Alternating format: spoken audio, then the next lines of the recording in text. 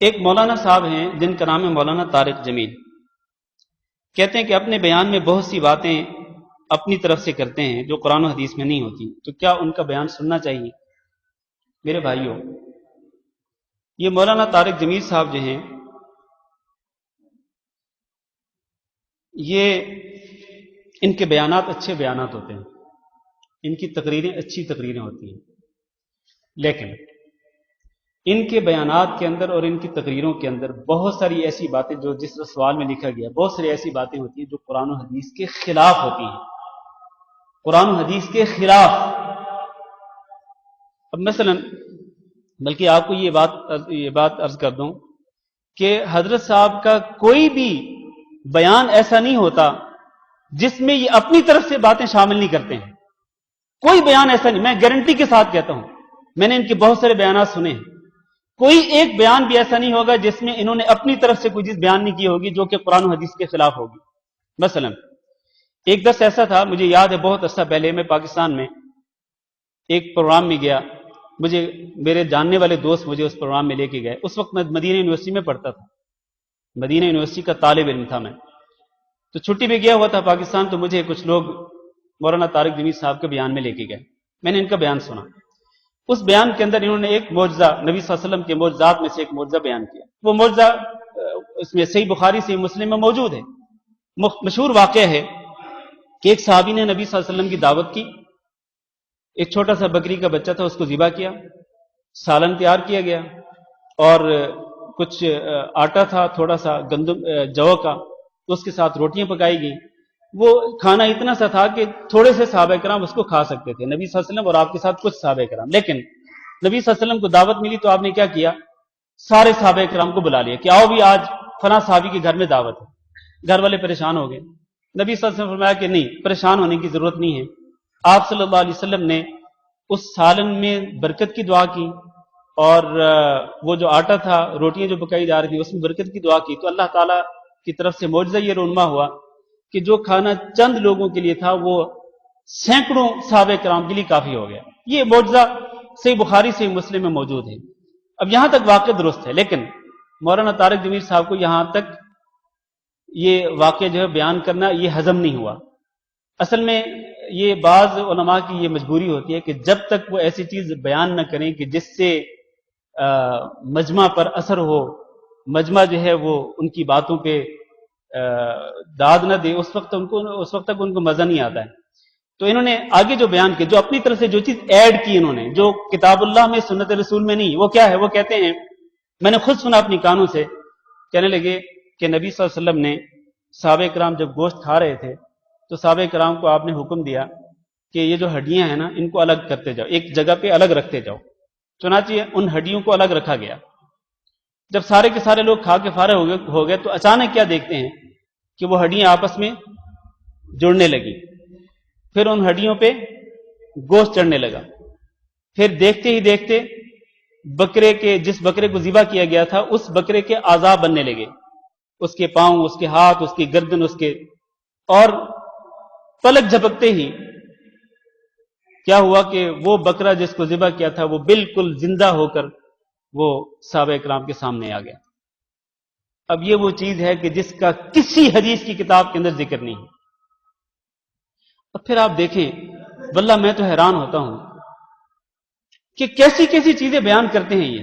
میں بس وہ بات کر کے اپنا درس ختم کرتا ہوں آج کا. ایک کلپ میرے پاس، ویڈیو کلپ میرے پاس بھیجا، یہ آڈیو کلپ تھا شاید، میرے پاس کسی نے واٹس ایپ پہ بھیجا ہے. اس میں حضرت صاحب بیان کرتے ہیں کہ میں عمرہ کرنے کے لیے گیا. میرے دل میں تڑپ پیدا ہوئی کہ میں حضرت آمنہ جو کہ نبی صلی اللہ علیہ وسلم کی والدہ تھی، ان کی قبر کو دیکھوں.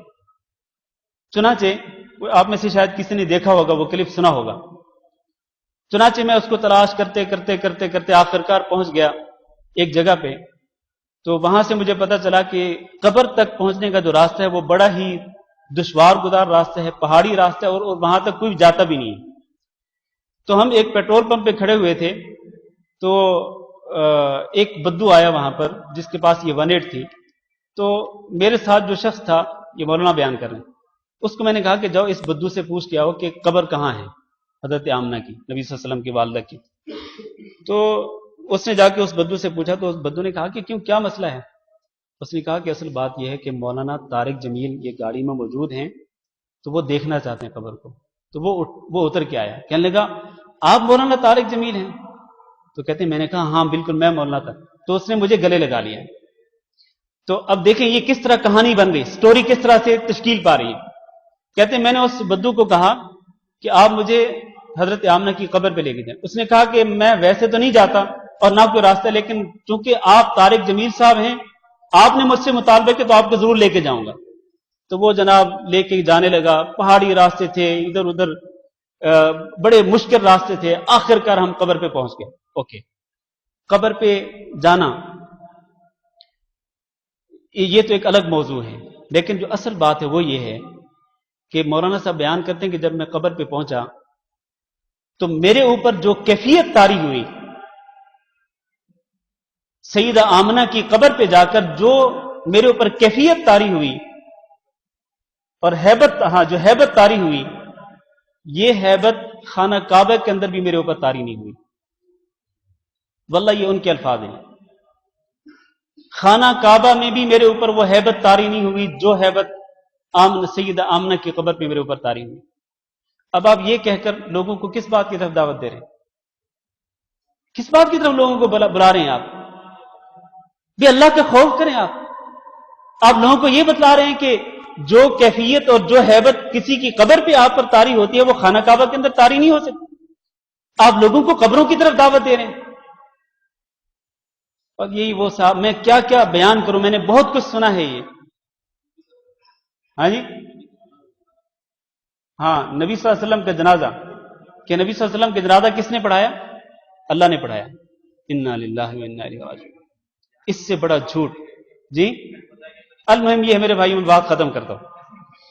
ये कहानियां तो बहुत सारी हैं, बहुत सारी कहानियां हैं, लेकिन भाई ने जो सवाल किया है क्या इनका बयान सुनना चाहिए? देखें, आम लोग जिनके पास इल्म नहीं होता, जब वो इस तरह की कैसेटें, इस तरह की वीडियोस या इस तरह की ऑडियोज जब सुनेंगे, सीडी सुनेंगे, तो वो तो यही समझेंगे ना कि मौलाना तारिक जमील साहब ने बयान किया तो यकीनन सही कहा है। तो इससे क्या होगा? इससे ये गुमराही फैलती चली जाएगी। तो इसलिए वो आलिम या वो शख्स जिसके बारे में आपको पता है कि वो सही चीजें भी बयान करता है, गलत चीजें भी बयान करता है, आप उसके बयानात ना सुनो, आप उससे गुरेज करें। हाँ, अगर अल्लाह ताला ने आपको इल्म दिया है कि आप उस इल्म की रोशनी में फर्क कर सकते हैं कि हाँ ये बात दुरुस्त है, ये बात गलत है, तो ठीक है, कोई हर्ज नहीं, सुन सकते हैं आप। वैसे तो देखें, हक बात जो है अगर शैतान से भी मिले तो कबूल कर लेनी चाहिए। आयतुल कुर्सी के बारे में किसने बताया था कि आयतुल कुर्सी रात को पढ़ के सोएं तो शैतान करीब नहीं आएगा? किसने बताया था? ये शैतान ने कहा था ये। ठीक है, तो हक बात अगर मौलाना तारिक जमील अगर कुरान और हदीस की रोशनी में हक बात बयान करें, वल्लाह मेरे सर आंखों पर है, वल्लाह मैं उसको कबूल करने के लिए तैयार हूं, सर आंखों पर है मेरे। लेकिन अगर वो बात कुरान और हदीस के खिलाफ हो तो मेरे नजदीक मौलाना साहब की इस बात की कोई अहमियत नहीं है। मैं अगर इल्म की रोशनी में फर्क कर सकता हूं तो मैं सुन सकता हूं, कोई हर्ज नहीं। लेकिन अगर आप में से कोई शख्स इल्म की रोशनी में ये फर्क नहीं कर सकता तो फिर उसको नहीं सुनना चाहिए। अस्तगफिरुल्लाह ली व लकुम इन्नहु हुवल गफूरुर रहीम। जज़ाकुमुल्लाह खैर।